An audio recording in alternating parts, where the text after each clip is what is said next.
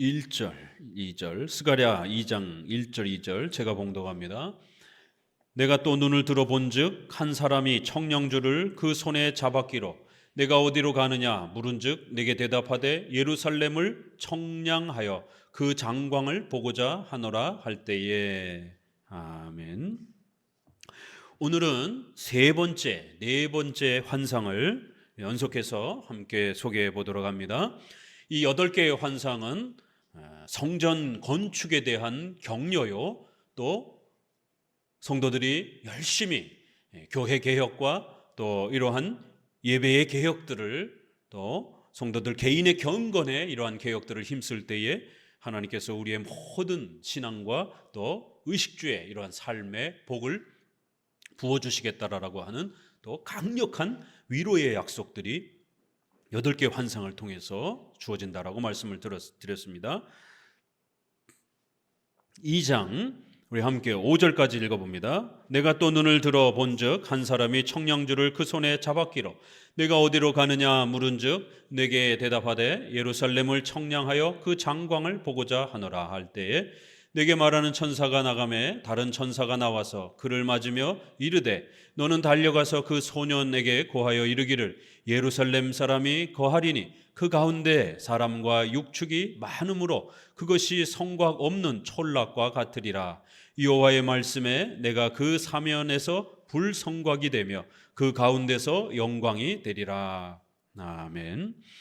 이제 우리가 오래도록 우리 장로교에서 설교를 듣게 되면 항상 성경 해석의 3대 법칙을 기본으로 해서 항상 해석을 하기 때문에 여러분들도 그것이 이제 많이 몸에 배게 되면 개인 묵상할 때도 그렇고 또 함께 설교를 들을 때도 그러한 3대 법칙에 입각해서 늘 성경을 객관적으로 읽는 그러한 훈련들을 또 잘 쌓아가게 될 것입니다.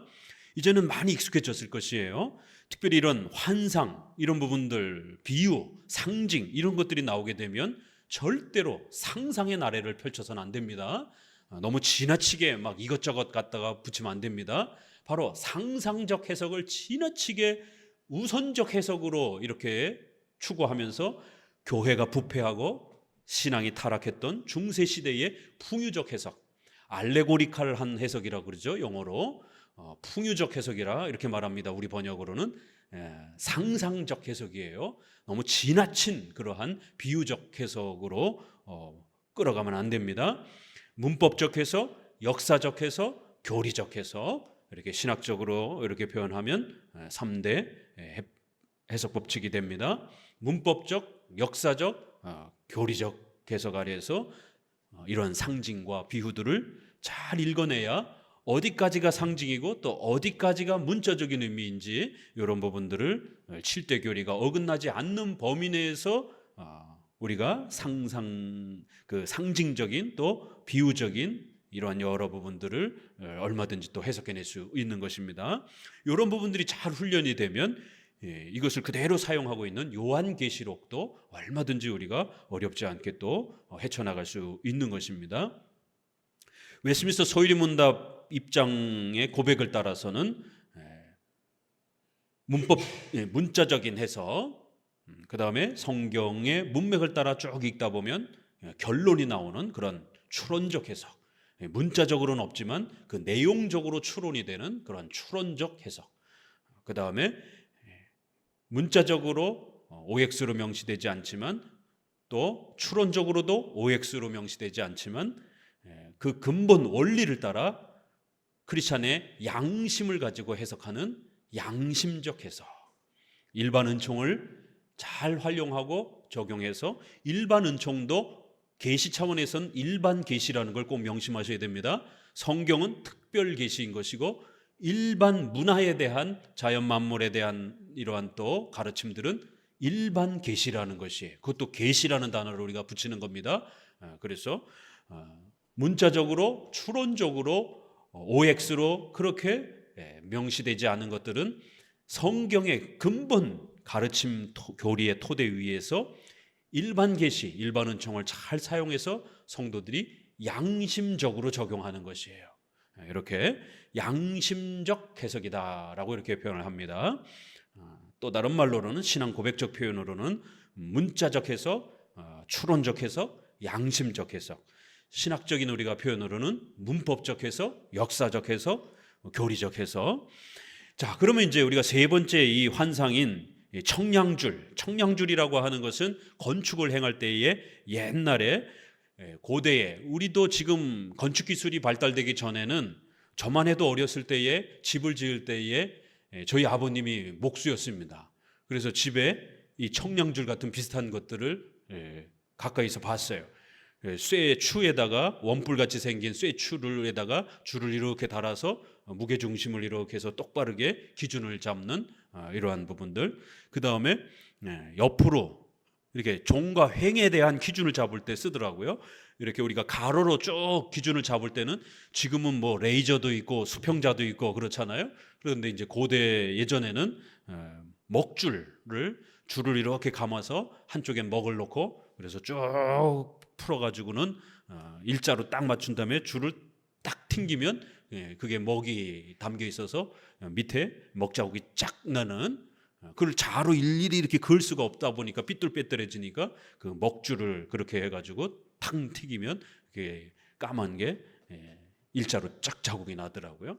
그러니까 가로를 잴 때는 그렇게 먹줄로 재고, 또 벽돌을 쌓아야 되는데 이게 삐뚤빼뚤 쌓아졌는지 알 수가 없으니까 위에서 줄로다가 그 쇠 무게추로 일자로 잘 내려갔는지 이렇게 세로를 이렇게 기준을 잡을 때는 그런 청량줄을, 또 이게 재는 척이다라고 하는 건 우리가 이게 우리 옛날 표현이니까 한자, 두자, 농이, 석자다 이런 표현 하잖아요. 33cm를 한자라고 그래요. 어른 한 규빗이에요. 그러니까 우리나라의 이 한자가 성경의 한 규빗이라 이렇게 생각하면 돼요. 한자가 대략 한 30cm 정도 되는데 어른들의 팔꿈치가 한 30에서 50cm 정도를 이렇게 한 규빗이라고 이렇게 하는데 우리 표현으로 하면 한자 정도 되는 거예요. 그러면 또 척이라는 것도 있고, 그래서 청량줄 그러면 자를 말하는 겁니다. 이렇게 건축에 대한 그러한 환상을 보여주는 거예요. 그러니까 앞서서 성전 건축을 하라라고 촉구했기 때문에 이제 천사를 대동해서 천사가 너희들의 그 성전 건축을 하는 그 장소에서 천사들이 너희들과 함께 그 성전 건축을 하는 그런 장면을 보여주는 겁니다. 이거를 또 신비주의자들은, 제가 20대 때 예수전도단이나 또 이런 신비주의자들은 봐라, 천사들이 우리 예배 속에 지금 저기 서 계십니다, 저쪽에도 한 분 계십니다, 그렇기 때문에 이 예배 가운데 천사가 임하셔서 성령의 불로 우리를 가득 채워주옵소서, 또 이렇게 또 극단적으로 또 문자적으로 그렇게 적용을 해요. 그 어린 마음에 와, 저분 눈에는 천사가 보이나 보다. 그럼 그 옆에 가서 저도 좀 볼 수 있나요? 게하시 엘리사에게 게하시가 아람 군대가 쳐들어올 때 겁이 먹으니까 왜 겁을 내냐고, 저기 천사들이 안 보이느냐라고. 어디요? 기도해 주니까 그제서야 천사가 보이는 이런 장면이 나옵니다. 구약 시대라는 걸 꼭 명심하셔야 됩니다. 또 신약 시대에 베드로가 감옥에 갇혔는데 갑자기 베드로야 일어나! 그래서 안 일어나니까 발로 막 걷어차잖아요. 우리가 성경을 자세히 보면 굉장히 재미있는 이야기들이 많습니다. 성경이 지루하지 않아요. 그러니까 성경을 집중하고 보지 않으니까, 성경의 흐름을 쫓아가는 그 훈련이 안 돼 있기 때문에 건성건성 읽으니까 그런 게 잘 안 들어오는 거예요. 막 드라마틱하고 정말 막 이게 흥미진진한 그런 표현들과 뉘앙스들이 잘 안 들어오는 거예요. 우리 작은 하람이가 얼마나 아이지만 굉장히 우리 어른들이 놓칠 수 있는 이런 부분들도 아이들은 호기심을 갖고 이게 뭐지? 우리 아이들한테서도 배워야 돼요. 그러한 세밀한 집중력. 그럼 베드로가 누워서 자니까 발로 막 천사가 걷어차는 거예요. 제발 좀 나라도 좀 걷어차 주셨으면. 어린 신앙이었을 때는 정말 천사가 막 보이나? 뭐 어떤 사람 막 봤다라고 막 그렇게 자랑을 하니까, 그러면은 10대 20대를 걷어차도 제발 좀 한 번이라도 걷어채켰으면, 그 신약을 읽으면서 그런 막 하소연을 하면서. 그러나 그것은 신약 구약 시대가 끝나고 나서 모든 그런 선지자적 은사, 사도적 은사는 중단됐습니다. 지금 천사가 그렇게 막 구약이나 신약에서처럼 막 사람의 모양으로 나타나가지고 아브라함하고 밥을 먹고 이러지 않습니다. 여러분에게 어느 날 갑자기 지나가다가 천사가 들어와서 야, 밥 좀 먹자 이렇게 해서 무슨 기적이 일어날 줄 사인을 주셨다라고, 이게 이제 오늘 신비주의자들이 이러고 있는 거예요. 그래서 기도원에 가가지고 천사가 나에게 와가지고 집을 사라라라고 그렇게 약속했다라고, 재정에 복을 주시겠다라고, 이 고점에 집을 사가지고는 집값이 폭락해가지고 망하고, 이런 신비주의자들이 수두룩합니다. 이런 해석을 하면 안 돼요. 자, 그러면 여기서는 하나님께서 구약이기 때문에 역사적 해석을 우리가 해야 되는 겁니다. 구약에서는 얼마든지 그게 가능한 시대니까, 너희들이 보잘것없는, 너희들이 지금 돈도 많지 않고 포로에서 돌아왔으니까 돈이 뭐 얼마나 있겠습니까? 솔로몬의 시대처럼 그렇게 건축 자재를 마련할 수도 없잖아요. 그러니까 너희들의 지금 있는 형편 속에서 최선을 다해서 교회 개혁을, 성전을 지을 수 있도록 노력만 하라는 거예요. 너희가 한 걸음만 뛰면 9걸음, 10걸음, 100걸음은 하나님이 만들어 주겠다라는 거예요. 그런데 하나님이 다 하실 수도 있어요. 그런데 왜 우리에게 한 걸음을 요구하냐면, 그 한 걸음조차도 요구를 안 하면 게을러진단 말이에요. 나태해진단 말이에요. 그래서 그 한 걸음조차도 어거스틴의 표현에 따라 은혜로 주실 것을 명령의 방식으로, 우리가 책임감을 감당하는 명령의 방식으로 주옵시고, 하나님이 명령하신 것을 우리는 한 걸음도 뗄 수가 없어요. 하나님의 명령을 다 지킬 수가 없습니다. 불완전 성화, 칭이나 구원이나 또 성화나 다 하나님이 주시는 거예요. 그런데 우리가 나태해지지 않도록, 또 우리가 공로주의에 빠지지 않도록 그 명령하신 것조차도 은혜로 주옵소서. 참 이게 부딪히는 거예요. 은혜로 주실 것을 명령, 너 이거 해 라고 명령하시는 방식으로 준다라는 거예요. 우리가 해라고 이렇게 말씀하시는 거예요. 근데 우리에게 하라 이렇게 말씀하시고는 너희 할 수 없으니까 하나님께 기도 요청해, 도움을 은혜로 주옵시고, 이게 부딪히는 건데 하나님의 주권과 인간의 책임이 절묘하게 조화를 이루는 거예요. 그래서 우리가 한 걸음을 떼는 것도 하나님이 역사하고 도와주시는 거예요. 그런데 마치 우리가 한 걸음을 뛰는 것처럼 그렇게 하나님은 또 상을 주시고 우리를 격려하신다라는 거예요. 그래서 너희가 한 걸음만이라도 뛰면 나머지는 하나님이 책임져 주시겠다라는 거예요. 그런데 그 한 걸음조차도 안 뛰려고 하는 거예요. 그러면 하나님은 우리 인간의 인격적 책임이 있기 때문에 안 도와주시겠다라는 거예요. 징계하고 오히려 책망할 거라는 겁니다. 그래서 너희가 부족하나마 산에 가서 나무를 베어다가 그렇게라도 만들으라는 거예요. 이스라엘은 우리가 사진이나 이런 자료를 보게 되면 사막 기후잖아요. 그러다 보니까 큰 나무가 없어요. 그 레바논, 백향목 이런 표현들이 나오잖아요.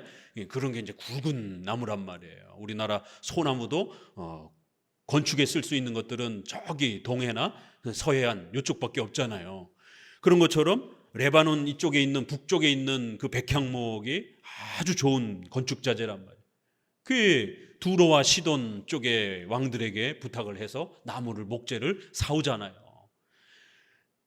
솔로몬 때는 그런 아주 고급 자재로 돈을 줘가면서 사왔단 말이에요.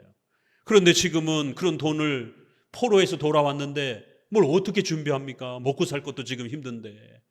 그러니까 하나님께서 너희 주변에 있는 나무라도 가져다가 볼품없어 보이지만 그래도 건축을 시작하라는 거예요. 그러면 하나님이 도와주겠다라는 겁니다.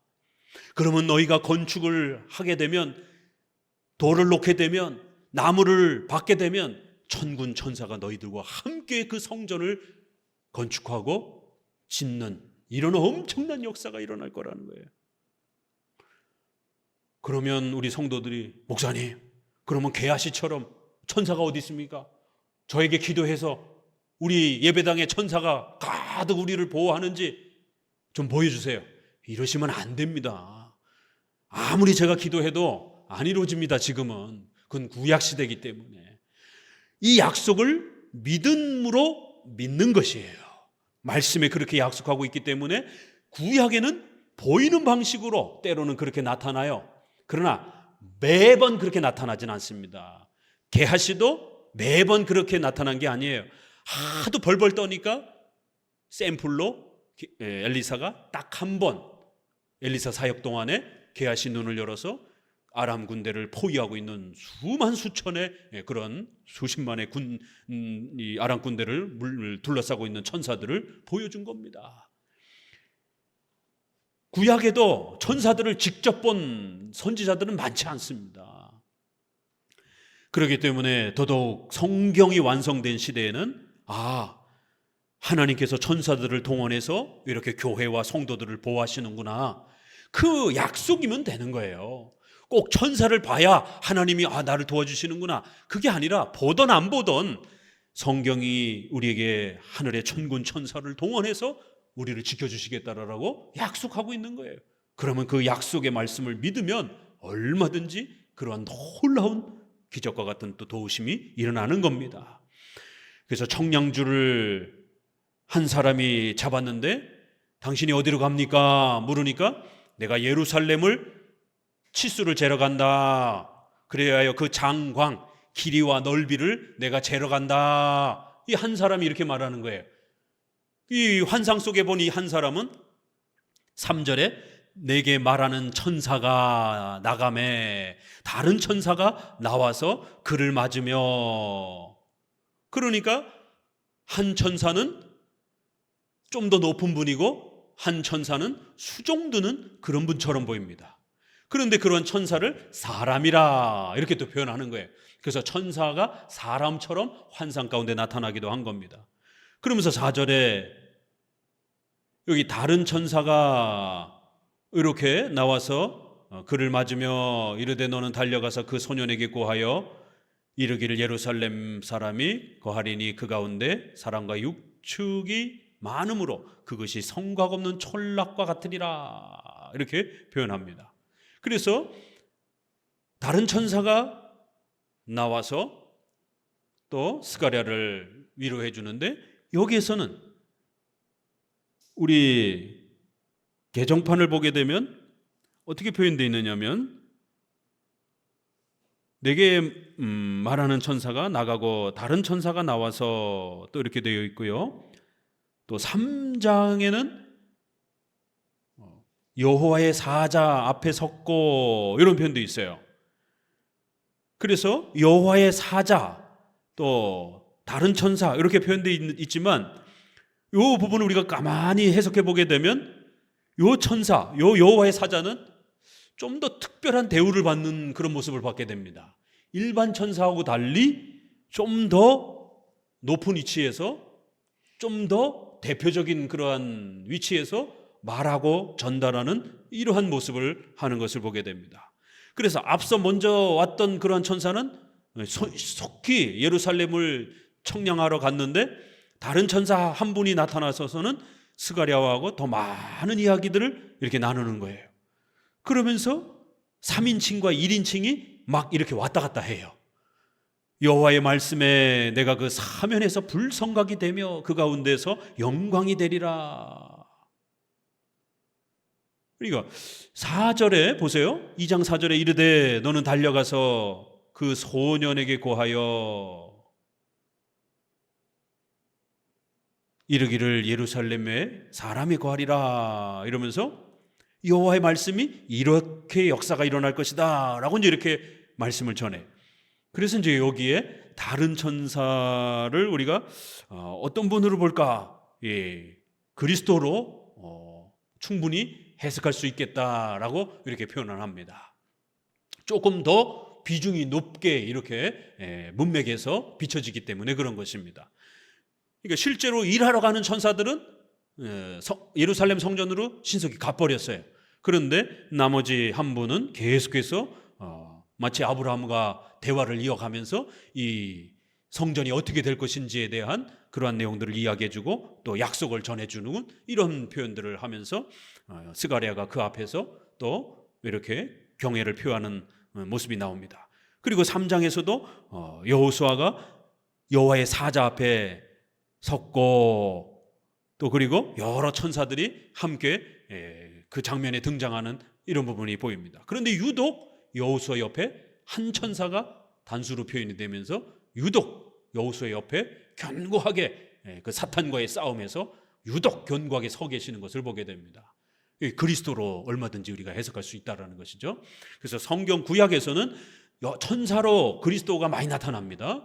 그래서 어떤 천사들은 일반 천사고 어떤 천사는 특별히 예배를 받거나 제물을 받거나 또 절을 경배를 받거나 이러면 그분은 일반 천사가 아니라, 일반 천사는 그렇게 할 수가 없어요.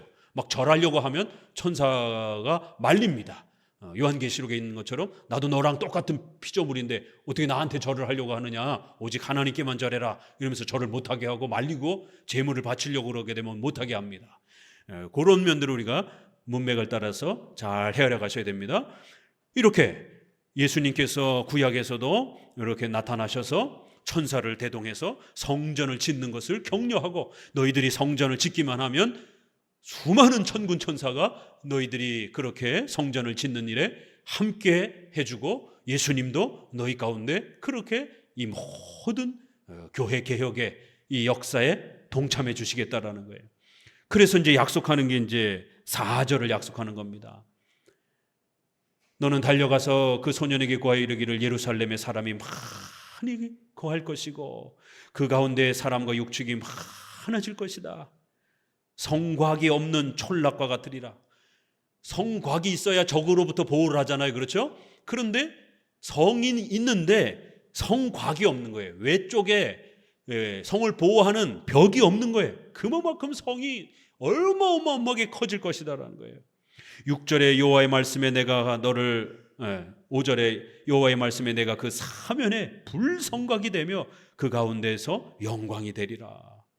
얼마나 감격스러운 말씀입니까? 성전이 다 무너지고 깨어졌지만 이제 성도들이 성전을 짓기 위해서 열심을 내기만 하면 보잘것없는 그러한 솔로몬의 성전에 비교하면 보잘것없을지라도 다시 예배를 회복하기 위해서 구약의 이 성전을 다시 짓는다라는 것은 성전 제사, 바로 그 예배를 회복하는 것이에요. 절기 또 번제, 화목제와 같은 이런 또 제사를 회복하는 것을 말하는 겁니다. 그러하면 하나님께서 그 새로운 성전에 풍성한 은혜를 부어줄 것이고 성벽도 성곽도 필요 없을 것이다라는 거예요. 왜요? 적들이 쳐들어오지 못하도록 그 성곽을 불르다가 활활 타오르도록 그렇게 강력한 불을 보내서 보호해 줄 것이다라는 거예요. 그래서 이 불은 항상 출애굽에서부터 보게 되면 적을 물리치는 어마어마한 강력한 하나님의 힘을 상징하기도 하고, 또 불은 모든 걸 다 태워버립니다. 그래서 불 같은 성령 이렇게 표현하는 것이에요. 또 물 같은 성령 이렇게 표현하는 것이에요. 신약에 보게 되면 구약에 기름 같은 성령 이렇게 해서 기름으로 구별을 해주는 겁니다. 그래서 메시아 이렇게 표현을 하는 거예요. 기름을 붓다. 이게 성령으로 충만히 채워져서 이렇게 사역을 위하여 구별짓는 그러한 성령의 임하심을 그렇게 표현하는 겁니다. 그리고 또 때로는 불로다가 오순절 성령의 역사 때 어떤 일이 일어나요? 불같이 그렇게 활활 타는 그러한 모습으로 하나님의 은혜의 역사가 온 세상을 막 성도들을 막 다 태우는, 그런데 그 태우는 건 죽이려고 태우는 게 아니라 성도들의 그 자리가 어마어마한 그런 권능과 힘으로 가득 찬 이런 모습. 신의 산에서 막 불이 타잖아요. 신의 산 전체가. 그럴 때는 하나님의 임재와 권능이 막 불타오르고 그 장엄함을, 불은 두렵고 무섭고 장엄하고 이렇지 않습니까? 불이 요만큼 붙을 때야 뭐 그렇게 안 느끼지만 불이 막 산더미처럼 막 불이 나보세요. 얼마나 무섭고 두렵고 접근하기도 쉽지 않고 그런 겁니다. 그래서 유독 구약에서는 그런 불르다가 하나님의 도우심과 하나님의 전능하심을 또 그렇게 상징하는 것이. 또 때로는 우리의 모든 죄악들을 전부 다 태워서 없애준다. 이렇게 할 때도 또 불로다가 모든 것을 태워주겠다. 또 물처럼 모든 것을 깨끗이 씻겨주겠다라고 할 때 에스겔에도 그렇고 스가랴도 그렇고 유독 성전에서 물이 흘러넘친다 이런 표현들이 비유가 많이 나와요. 그러니까 그 물이 어떤 물이냐 이렇게 자꾸 추적하면 안 되는 겁니다. 그 물은 고대 근동에서 그렇게 우리의 생명의 소중한 역할을 하듯이 성령께서 은혜의 충만함으로 우리 영혼이 메마르지 않도록 우리를 가득가득 채워줄 것이다라고 하는 이런 정도만 해석하면 되는 거예요. 여기에서도 불르다가 그 성 주변을 그냥 가득가득 불타게 해서 적들이 못 쳐들어오게 하고 또 이 안에 있는 성도들은 장엄한 그런 불이 타오르는 그 속에서 아무도 해를 입지 않으면서 그렇게 불타오르는 성 안에서 안전하게 살아가는 그러한 백성들로 하나님이 보호해 주실 것이다. 이것은 하나님의 전능하신 강력한 은혜의 힘을 표현하기도 하고 또 오순절 사도행전 2장에서는 불의 혀같이 그렇게 성령이 임하셔서 교회를 그렇게 강력하게 하나님의 은혜로 마치 불태우는 것처럼 성도들의 심령과 성도들의 마음이 하나님의 은혜로 강력하게 불타오르는 것처럼 그렇게 성령 충만함의 은혜의 역사들을 이렇게 표현하는 겁니다. 우리 한번 볼까요? 사도행전 2장 2절 한번 봅니다.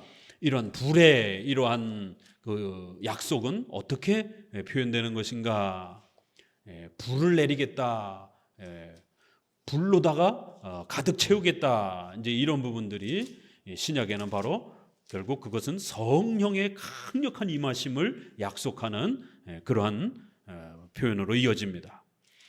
2절 같이 읽어봅니다. 호련히 하늘로부터 급하고 강한 바람 같은 소리가 있어 저희 앉은 온 집에 가득하며 불의 혀같이 갈라지는 것이 저희에게 보여 각 사람 위에 임하였더니 저희가 다 성령의 충만함을 받고 성령이 말하게 하심을 따라 다른 방언으로 말하기를 시작하니라. 이렇게 돼 있죠. 마태복음 3장도 한번 봅시다. 마태복음 3장에도 예수님이 비슷한 약속을 합니다. 11절 읽어봅니다.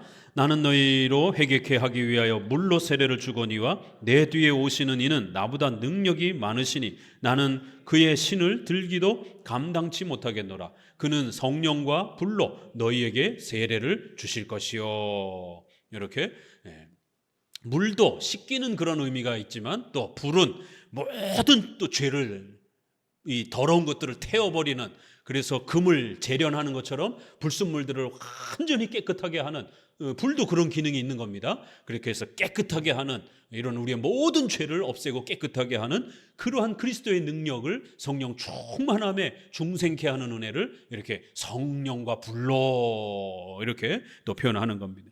그러니까 이런 연속성상에서 2장을 보게 되면 그 성이 불르다가 막 활활 타오를 것이다 라고 하는 이런 약속은 결국 성령 충만함의 은혜로 성도들이 이제 교회 개혁을 위해서 한 발짝만 내딛게 되면 그러한 수고와 헌신들이 기폭제가 되어서 그 교회에 성도들이 가득가득 차고 예배 때마다 성도들이 감격스럽게 하나님의 말씀을 듣고 감격해하며 찬양을 부를 때 예전에는 밍숭맹숭 찬양을 했는데 시편 찬송이 힘들었는데 어느 날부터는 정말 시편 찬송이 막 감격스럽게 막 힘차게 그렇게 막 내 마음속에서 막 찬송을 할 때마다 막 감격스러움이 막 힘이 막 넘치는, 또 기도할 때도 옛날에는 그저 기도합시다 그러면 그냥 억지로 그냥 형식적으로 그냥 입도 잘 떨어지지도 않고 그냥 몇 마디 그냥 하고 말았는데 어느 순간부터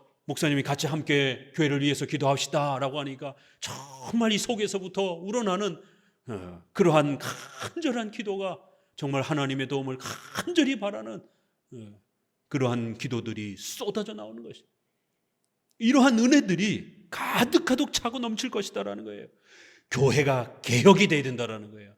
교회가 하나님이 약속한 대로 성전이 개혁이 되지 않으면 그런 은혜가 일어나지 않는 겁니다. 그 여기 조건은 뭐예요? 청량줄을 잡은 이가 그렇게 성전을 가로와 세로로 벽돌을 쌓고 또 하나씩 집을 짓는 그렇게 성전 건축의 모습으로 비유가 되는 거예요.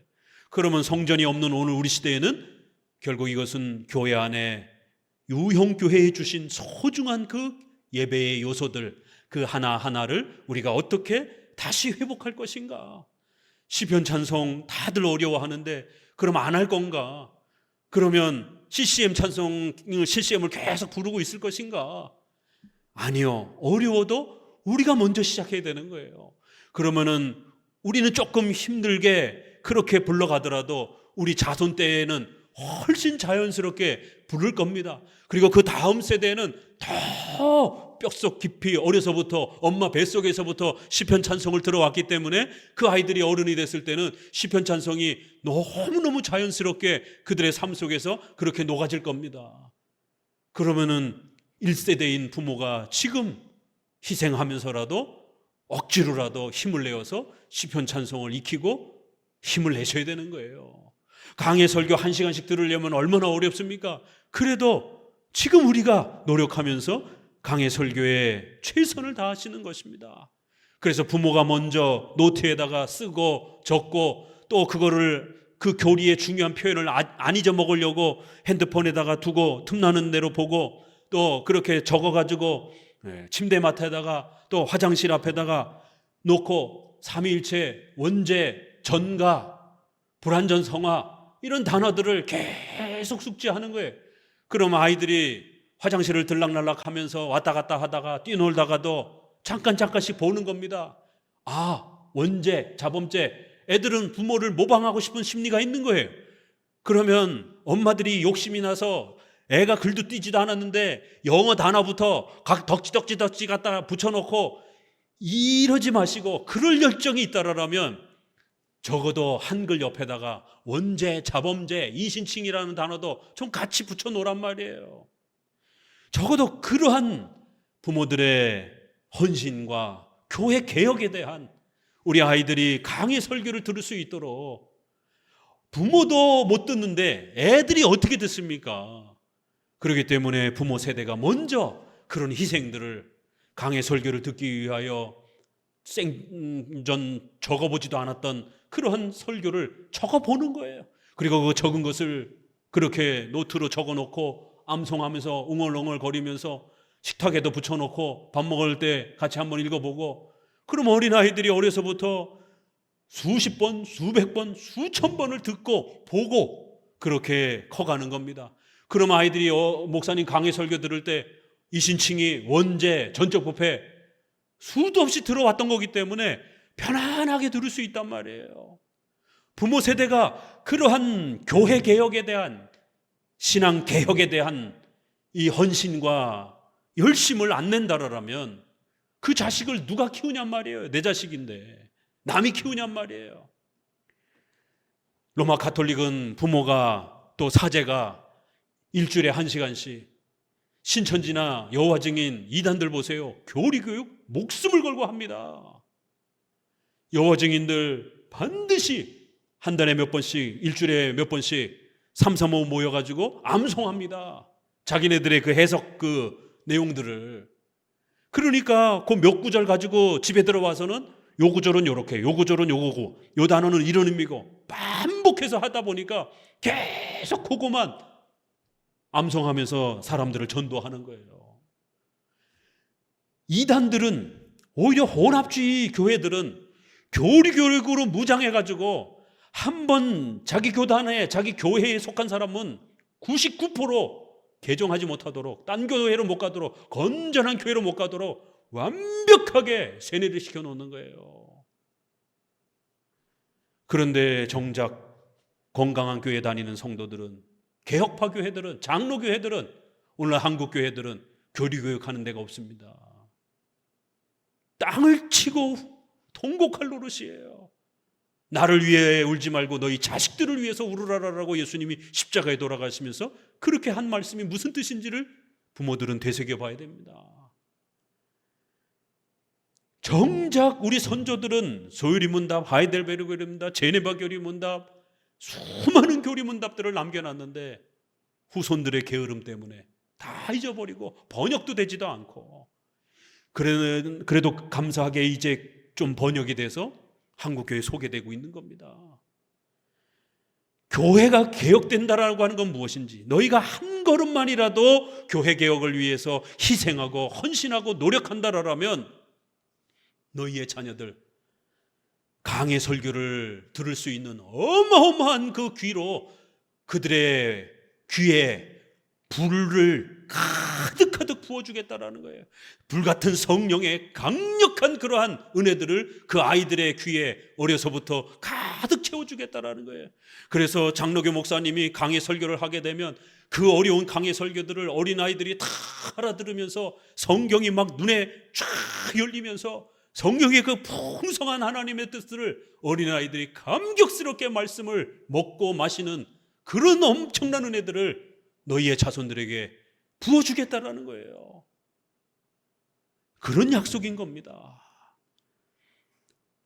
불을 일으켜서 그 성 전체가 불로 가득 차서 그 어떤 적도, 웬만한 이단이 어린아이 중고등학교 아이들을 여호와 증인들이 왔다가도 오히려 여호와 증인들을 전도해서 데리고 올 수 있을 정도의 그런 아이들의 성경에 대한 강력한 깊이와 넓은 그런 이해들이 아이들이 어려서부터 웬만한 목회자 저리 갈 정도로, 전도사 저리 갈 정도로 성경에 대한 그 풍족함들이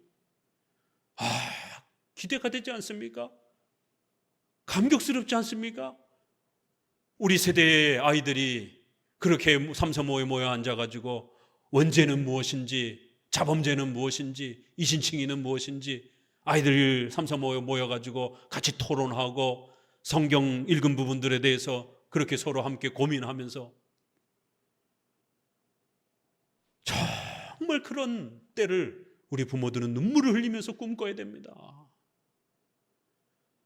부모도 성경 읽지 않고 애들도 성경 읽지 않고, 부모도 받아 적지 않고 애들도 받아 적지 않고, 부모도 강의 설교 시간에 졸고 있고 애들도 강의 설교 시간에 졸고 있고, 사탄의 가장 무서운 공격인 거예요. 그런데 찬송은 2시간, 3시간, 방언은 10시간, 20시간씩 그렇게 경건의 모습은 전 세계에서 1등으로 보이고 있습니다. 그런데 전 세계에서 한국교회가 제일 미신적이고 제일 타락해 있어요. 성경적인 올바른 교회 개혁을 하지 않고 인간의 욕망에 맞춰진 그러한 신앙으로 변질되어 있기 때문에 그런 것이, 성전을 새롭게 지으라는 거예요. 올바른 신앙으로, 바른 신앙으로 교회를 개혁하라는 거예요. 그러면 강해 설교, 시편 찬송, 또 교리 교육, 또 성찬 얼마나 어렵습니까? 우리 영적 임재설의 이 성찬, 그래도 또 공부하고 또 지난번에는 조금 준비를 제대로 못한 것 같았으면 다음엔 더 열심히 준비해서 또 성찬에 참여해보고 성찬을 회복하기 위해서 몸부림쳐야 되는 겁니다. 종교개혁 시대 때는 루터파하고도 그 같은 동료였지만 루터파하고도 끝끝내 결국에는 갈라진 겁니다. 왜요? 성찬론이 달라서. 그래서 루터파와 찌빙글리와 제네바의 칼빈 계열들이 세 군데가 합쳐지려고 시도를 했지만 루터파가 공제설을 너무 고집하는 바람에 결국에는 쯔빙글리 계열의 불링거와 스위스와 제네바 쪽만이 합쳐서 거기에서부터 리폼드라는 말이 구축이 된 겁니다. 처음엔 다 프로테스탄트라고 그렇게 불렸던 거예요. 그런데 어느 순간부터 루터파와, 그럼 이쪽은 뭐라고 불러야 되겠어요? 프로테스탄트라고 다 같이 불렀는데 다 같이 정통파라고 부른 거예요. 그런데 루터파가 너무 자기들의 해석을 고집하면서 자기들만의 색깔을 고집했기 때문에 그렇다고 루터파를 쫓아갈 수는 없었던 겁니다. 제네바와 스위스 계열의 교회들은. 그러면 우리의 이러한 성찬의 해석과 교회론을 못 쫓아온다라면 굳이 루터파 사람들하고 한 교파를 형성할 수는 없다. 그럼 차라리 우리는 이 해석을 지키면서 우리의 이 건강한 교회론과 성찬론을 지켜가는 쪽으로 새롭게 교파를 형성하자. 그래서 리폼드라고 하는 개혁파라고 하는 형태, 저쪽은 루터를 표방하는 루터파라는 형태로 그렇게 형성이 된 겁니다. 이쪽은 쯔빙글리 라인과 칼빈의 라인이 합쳤기 때문에 칼빈파라고 하기도 어렵지요. 왜? 쯔빙글리 계열의 교회들이 들어왔으니까. 그러니까 쯔빙글리파라고도 말하기 조금 어려운 거예요. 왜냐하면 칼빈의 또 이러한 교회들이 들어왔기 때문에. 그래서 사람 이름을 쓰지 않고 교회 개혁이 한다 이렇게 해서 성경으로 개혁한다 이렇게 해서 리폼드 처치라는 말이 리폼드라는 말이 거기서 이제 구축이 되는 겁니다. 결국 더 건강한 교단으로 지켜가기 위해서 함께 종교개혁을 했던 루터파조차도 선을 긋는 것입니다. 그만큼 성찬은 엄청난 종교개혁의 꽃이요 열매인 것입니다. 우리는 성찬을 다시 맛보기 위해서 어떻게 할 겁니까? 성찬설교 교회 카페에 있습니다. 목사님도 1년에 한두 차례는 합니다. 그러나 그걸로 만족하지 마시고 적어도 우리가 분기별로 하니까 우리 모든 기존의 성도들도 성찬 주간이 선포가 되면 그 카페에 들어가서 성찬 설교를 다시 한번 되짚어 보면서 성찬의 기승전결 어떻게 준비해야 되는지 다시 한번 좀 공부하면서 무장하셔야 되는 거예요. 그렇게 적어도 한 3년 내지 5년을 성찬 설교, 성찬 교리교육, 또 성찬 실습 이렇게 반복적으로 여러 번 훈련해봐야 겨우 요만큼 싹이, 새싹이 성찬의 맛이 이런 것이구나, 성찬이 이렇게 중요한 것이구나가 여러분의 그 경건 생활에 요만큼 싹 들 겁니다. 그런데 성찬 설교 한 번 듣고는 1년 전에 들었는지 2년 전에 들었는지 성찬 주간 돌아오는데도 맞아 성찬 내일이었지 이러고 있으면 안 된다라는 거예요. 그러면 하나님이 우리에게 주신 이 불과 같이 불타오르는 여러분들이 직장의 어려움 때문에, 결혼 때문에, 또 질병 때문에, 재정 때문에 어렵고 힘들 때마다 여러분의 마음과 심령이 너무너무 괴로울 때마다 그럴 때 뭐 해야 됩니까? 성찬에 참여해야 되는 거예요. 그럴 때 성찬에 참여하게 되면 그 근심 걱정들이 전부 다 사라지면서 하나님의 그 강력한 그런 도우심과 그리스도와의 연합함에 대한 그 위로와 소망이 여러분의 근심 걱정을 강력하게 밀어내면서 소망과 기쁨으로 그 마음이 회복이 되는 거예요. 얼굴이 확 밝아지는 거예요. 남녀가 사랑을 하면 표가 납니다. 못 숨깁니다. 왜요? 얼굴이 싱글벙글하거든요. 호르몬이 막 전 몸을 작동을 해서 그렇게 피부도 밝아지고 얼굴 표정도 밝아진단 말이에요.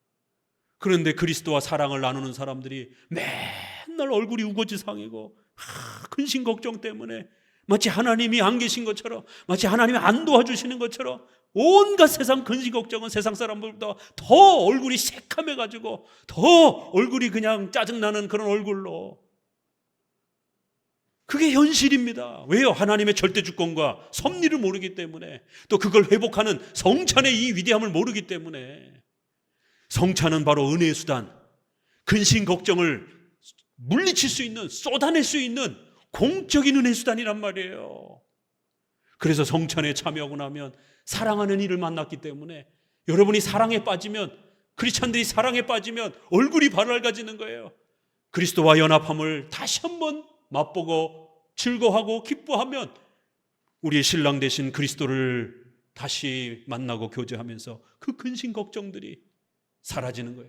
근심 걱정이 없으면 얼굴이 밝아집니다. 피부톤이 맑아집니다. 주름이 덜 주름집니다. 그래서 얼굴에 광채가 나는 거예요. 오죽하면 40 이후에는 자기가 인생을 어떻게 살았는지 그 얼굴이 증명한다 그러잖아요. 맨날 얼굴 찡그리고 근심 걱정하면 주름도 깊어지고 얼굴도 사나워지고 맨날 찡그리고 있으니까. 그런데 항상 기쁨과 즐거움으로, 감격함으로, 물론 근심 걱정이 왜 없겠어요? 그럼에도 불구하고 그 근심 걱정을 이겨내면서 살아가는 거예요. 그러면 얼굴이 더 밝아지는 거예요. 저는 모르겠어요. 우리 성도들이 검증을 해야 되는데, 그래도 어디 가면 목사님 참 얼굴이 후덕하십니다. 살이 쪘다는 게 아니라 참 목사님 얼굴이 참 밝아 보입니다. 그런 소리 많이 들어요. 목사님 얼굴이 참 이렇게 환합니다. 목사님 그 얼굴 표정이 참 이렇게 선합니다. 이런 얘기들을 많이 듣습니다. 저도 그래야죠. 목사님 무슨 뭐 어디 병이 있으세요? 목사님 어디 힘든 일 있으세요? 왜요? 이러면 어떡합니까? 못 숨기는 거예요. 속에 근심 걱정이 가득 차 있으면. 성찬은 그걸 몰아내는, 물리치는 힘이에요. 이렇게 너희가 한 걸음 나아가서 성전을 지으면 그런 힘과 능력을 주겠다라는 거예요. 자, 조금 더 넘어가면요, 7절에 6절에 여호와의 말씀에 내가 너를 하늘의 사방 바람같이 흩어지게 하였거니와 이제 너희는 북방 땅에서 도망할지어다. 나 여호와의 말이니라. 북방 땅은 바로 바벨론인 것이죠. 그러니까 바벨론에서 빨리 포로로 이제 너희들이 돌아와라, 이런 말씀이죠.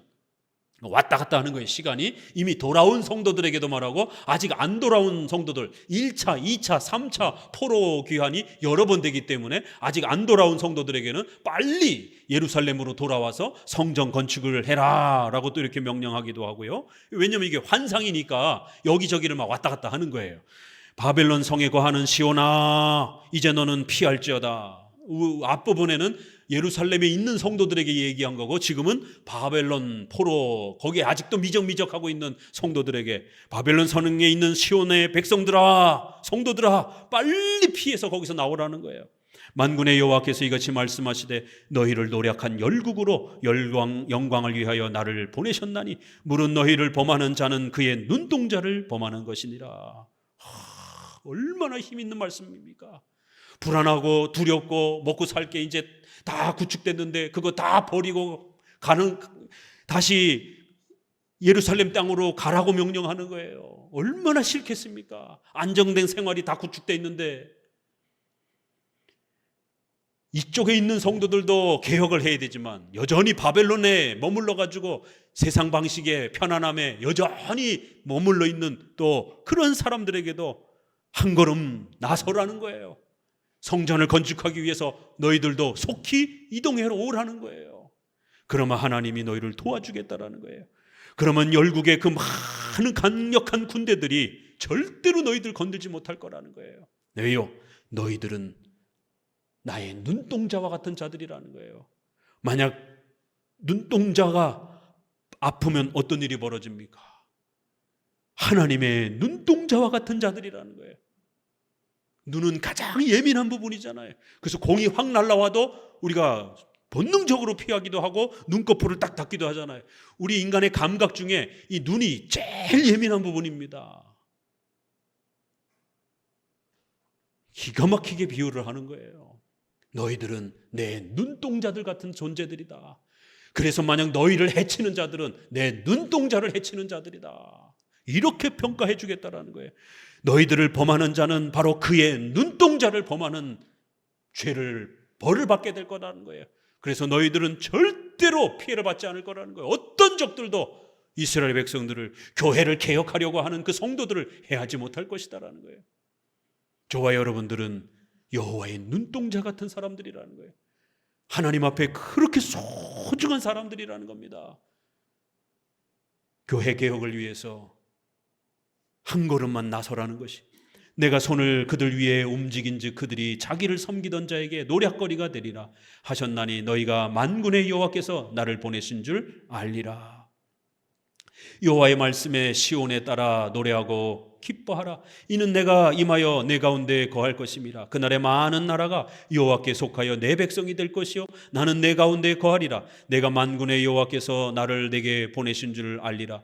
여호와께서 장차 유다를 취하여 거룩한 땅에서 자기 소유를 삼으시고 다시 예루살렘을 택하시니 무릇 혈기 있는 자들의 여호와 앞에서 잠잠할 것은 여호와께서 그 성소에서 일어나심이라 하라 하더라.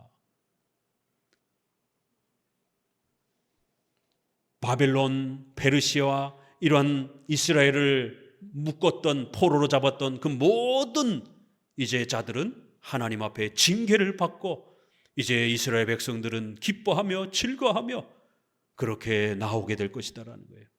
왜요? 너희는 내 백성이 될 것이고 너희는 나의 자녀들이 될 것이다. 나는 너희들의 하나님이 될 것이다라는 거예요. 이거 어디서 많이 들었던 표현이잖아요. 은혜 언약의 표현이잖아요. 대표적인. 이렇게 너희들은 하나님의 택하신 백성이요, 너희들은 하나님의 자녀들이요, 나는 너희의 하나님이 되어주겠다라는 거예요. 너희가 성전을 건축하기만 하라는 거예요. 그럼 바로 이런 신앙의 본질과 핵심이 너희 가운데 다시 회복이 되면서 너희가 불과 같이 타고 흘러넘치는 그런 성령의 충만함들이 너희의 그 교회 가운데 차고 넘치며 흘러넘칠 것이다라는 거예요. 그러면 너희 각자에게도 그렇게 가득가득 차고 넘칠 것이다라는 거예요. 한 걸음을 떼라는 겁니다. 용기 내어 시작하라는 거예요. 자, 3장을 같이 읽어봅니다. 대제사장 여호수아는 여호와의 사자 앞에 섰고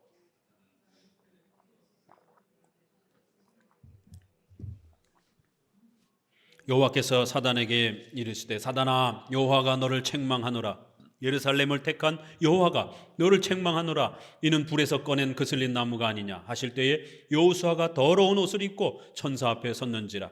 여호와께서 자기 앞에 선 자들에게 명하사 그 더러운 옷을 벗기라 하시고 또 여호수아에게 이르시되 내가 내 죄가를 제하여 버렸으니 내게 아름다운 옷을 입히리라 하시기로.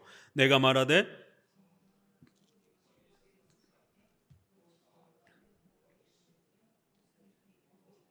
사자는 곁에 섰더라. 3장의 이 여호수아 재판은 그렇게 어렵지 않아요. 이거는 우리가 구약의 이신칭의의 장면을 이렇게 또 멋있게 비유로 소개를 한 겁니다. 그러니까 이제 스가랴서는 교회 개혁에 아주 중요한 요소들이 하나씩 숨어 있다고 그랬죠. 오늘 2장에서는 그렇게 교회의 중요한 그러한 성전의 구체적인 그런 건축 명령을 제시하면서 교회 개혁의 중요한 요소들, 웨스민스터 21장 5항에 소개된 것처럼 강해 설교, 시편 찬송, 성례 이런 부분들이 마치 구약의 가로 세로 건물을 짓는 그 벽돌 하나하나의 요소가 되는 겁니다. 그런 것처럼 이제 3장에는 신앙의 본질에 대한, 결국 그런 교회 개혁을 할 수 있는 힘은 어디서 나오는 거예요? 이신칭의가 흔들리면 안 되는 것이죠. 결국 복음이 흔들리면 안 되는 거예요. 교회 개혁을 끌고 가는 가장 강력한 힘은 항상 그 교회 안에 복음이 가르쳐지고 복음에 대해서 성도들이 명확하게 입장을 갖고 있고 그 복음에 대한 이신칭의에 대한 굳건한 흔들리지 않는 그런 강력한 신앙에 대한 소망이 구축이 더 깊이 뿌리 깊게 되면 교회 개혁을 더 강력하게 끌고 갈 수 있는 것이에요. 오늘날 한국 교회가 왜 이렇게 망가졌습니까? 복음이 사라졌기 때문에 그런 거예요. 이신칭의가 교회 안에서 안 가르쳐지기 때문에 그런 거예요. 세상에 유보적 칭의라고 하는 이런 기가 막힌 로마 가톨릭의 그 칭의론이 이중칭의, 삼중칭의 이런 연속적 칭의의 개념이 단 한 번 십자가에 죽으신 그 그리스도의 그러한 은혜로 단 한 번 우리의 신앙 고백을 통해서 우리가 완전히 의롭게 된다라고 하는 이런 확정적 칭의, 법정적 칭의, 선언적 칭의 이런 것도 들어본 적도 없어요. 그냥 예수 믿으면 천국 가죠 아니 이단들도 그런 얘기 한다니까요. 그렇기 때문에 어떤 예수님을 믿는지, 예수님이 뭘 했다라고 믿는지를 더 조사해 봐야 된단 말이에요. 이단들도 예수님 믿는다 그런단 말이에요. 여호와 증인들이 지금은.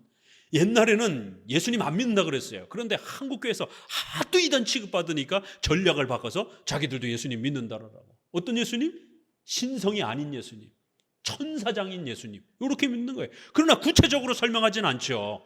우리도 예수님 믿어요 이렇게만 말하니까 어떤 예수님을 믿는지 한 번 더 들어가 봐야 된단 말이에요. 그러면 적어도 이신칭의, 전가, 대속적 희생, 법정적 칭의, 확정적 칭의, 왜 이런 걸 우리가 고백해야 되느냐면 이런 단어는 성경에 없어요. 그렇지만 추론적 해석, 그러한 교리가 얼마든지 나올 수 있단 말이에요. 이단들이 확정되지 않은 칭의처럼 인간의 공로로 도와줘야 되는 그런 신인 협력적 공로적 칭의를 자꾸 교회 안에 가르친단 말이에요. 그렇기 때문에 교회는 그걸 배격하기 위해서 좀 더 뚜렷한 단어로 이단들을 구별하고 배격할 수 있는 그런 단어로 교리를 확보할 필요가 있단 말이에요. 그래서 법정적 칭의라는 단어가 지난 500년 동안 구축된 겁니다. 근데 성도들이 법정적 칭의라는 말이 뭔지도 몰라요. 이신칭의도 모르는 판에 말다 했죠. 그런 유보적 칭의, 점진적 칭의, 공로적 칭의, 관계적 칭의 이런 거를 주장하는 목사가 한국에 어마어마한 인기를 끌고 있어요. 세상에 한국 교회가 칭의론도 못 지키고 있는 거예요. 그래서 교회 개혁에 본질적인 힘을 부어주는 이신칭의를 여호수아 재판 장면으로 이렇게 소개를 합니다. 보세요. 법정적이잖아요. 칭의는 재판관이신 하나님께서 우리를 어떻게 해요? 정죄하신 거기 때문에 그 재판정에서 우리 죄인인 우리를 세워놓고 내가 너희를 죄인이 아니라고 선언하마. 왜요? 예수님의 대속적 그 희생 때문에. 죄값을 치렀으니까 너희는 죄인이 아니다. 이렇게 법적으로 선언해 주는 거예요. 사면을 시켜주는 거예요. 그래서 죄를 용서해 주는 거예요. 죄를 사면해 주는 거예요. 죄를 제거하는 그런 개념이 아니에요. 거짓말 잘하고 약속 안 지키고 이러한 실제적인 우리의 그러한 죄된 성품을 제거하는 건 아니에요. 그건 여전히 남아있어요. 우리 안에. 우리의 인격은 여전히 그런 실수투성인 부패된 모습으로 남아있어요. 그러나 법적으로 우리의 죄악된 신분을, 죄인인 신분을 너 죄인이 아니다 라고 사면을 해주는 겁니다. 여전히 악한 못된 그러한 습성과 인격과 성향 그대로 남아있는데 죄값을 다 받아서 사면을 시켜주는 거예요.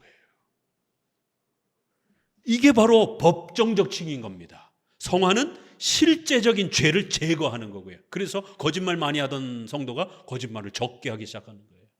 거짓말이라고 하는 실제적 그 자범죄를, 실체적인 그 죄를 덜 짓게 되는 거예요. 그래서 실제적으로 제거가 되는 거예요.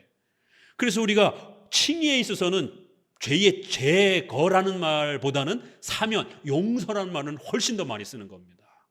물론 크게 넓게는 제거라는 말도 쓸 수는 있지만 성화 관련해서 조금 더 구별해 주기 위해서.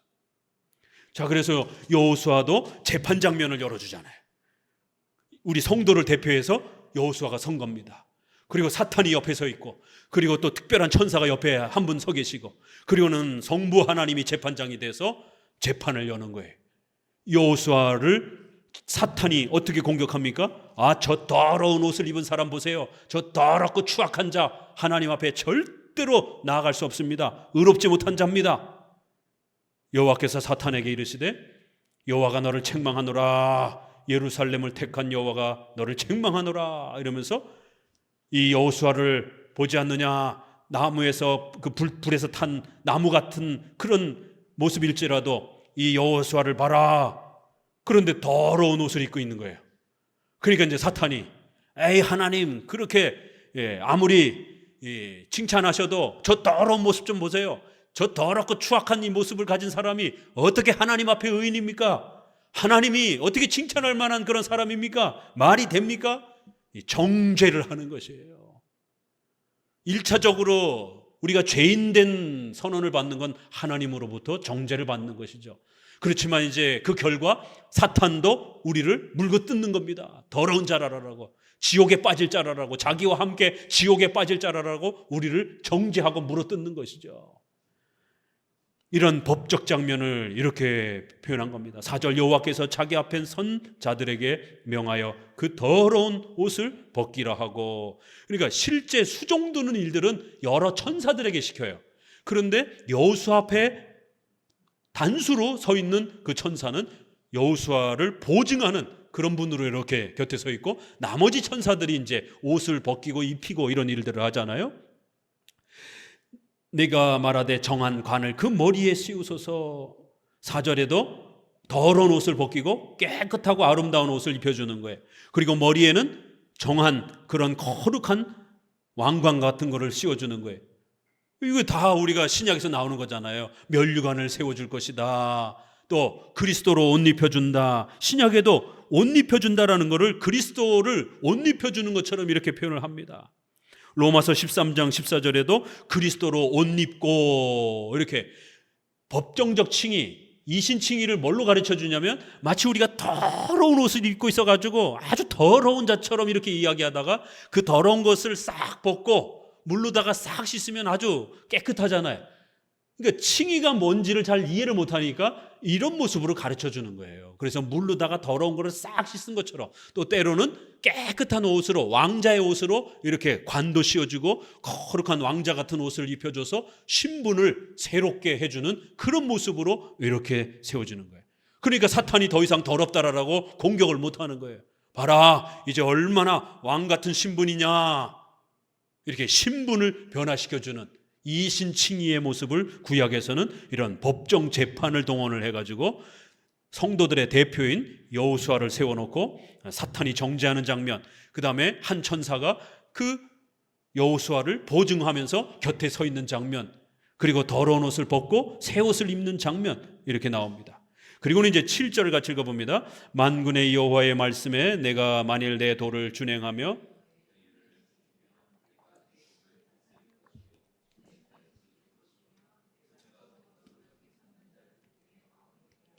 예, 그렇기 때문에 이제 칭의받은 성도들은 어떻게 해야 된다고요? 종교 개혁을 해야 된다라는 거예요. 교회 개혁에 힘써야 된다라는 거예요. 하나님이 우리에게 주신 도를 준행하고 여호와의 율례를 부단히 지켜가면서 구약에는 성전을 만들고 유월절, 칠칠절, 초막절 이런 절기를 지켜야 되는 거예요. 번제, 소제, 화목제, 속죄제, 속건제, 자꾸 이렇게 반복하셔야 됩니다. 이런 제사를 회복하는 게 구약의 교회 개혁인 겁니다. 그럼 오늘 우리는 여호와의 도와 그 율례와 규례를 어떻게 회복해야 됩니까? 강해 설교, 시편 찬송, 교리분다, 장로 정치, 성례 이런 것들을 회복해야 되는 것이에요. 내 도와를 준행하고 내 율례를 열심히 회복하면 하나님의 집을 다스릴 수 있는 그런 권한과 힘을 주시겠다라는 거예요. 통치권을 맡겨주시겠다라는 거예요. 이렇게 칭의에 대한 또 이러한 복음의 본질을, 힘을, 교회 개혁의 힘은 여기서부터 나온다라는 것.